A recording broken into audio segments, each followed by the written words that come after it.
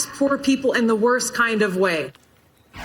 Congresswoman, did you get the answer that you were looking for from Senator Harris? I got no answers, but more importantly, the American people, voters, got no answers. These are very important issues dealing with a very broken criminal justice system that drastically needs reform because it's still tearing people apart, ruining people's lives, tearing families apart, separating children from their parents. Senator Harris said very clearly on the debate stage last night that she's proud of her record, yet she failed to answer these very pointed questions about these parts of her record where when she was in a position of power and responsibility where she could have been a champion for the people, instead she was the exact opposite.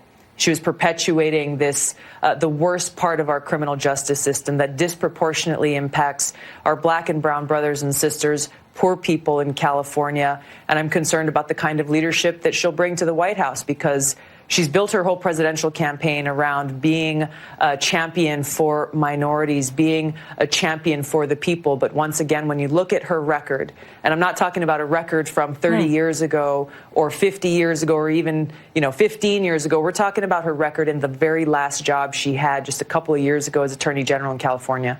You made a claim last night, Congresswoman, that you believe the president is a supporter of al-Qaeda. You didn't have an opportunity to back up that claim with evidence. I'm going to give you that opportunity now.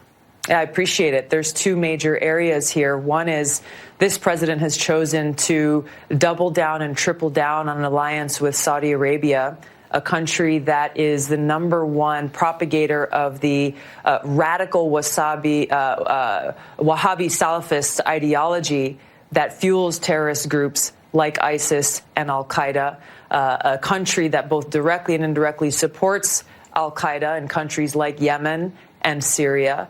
And secondly, this president is doubled down on support for al-Qaeda and continuing this regime change war in Syria, even threatening to use our own military to respond to anyone who tries to attack al-Qaeda in the city of Idlib in Syria, where they are in control of and have their stronghold. This is deeply concerning to all of us as Americans, but for me, especially as a soldier who enlisted after the attacks on 9/11 to go after al-Qaeda, that terrorist group that took thousands of lives on September 11th. This is a huge betrayal to all of us, to all of our service members, to all of those first responders on 9/11, to every family that lost a loved one.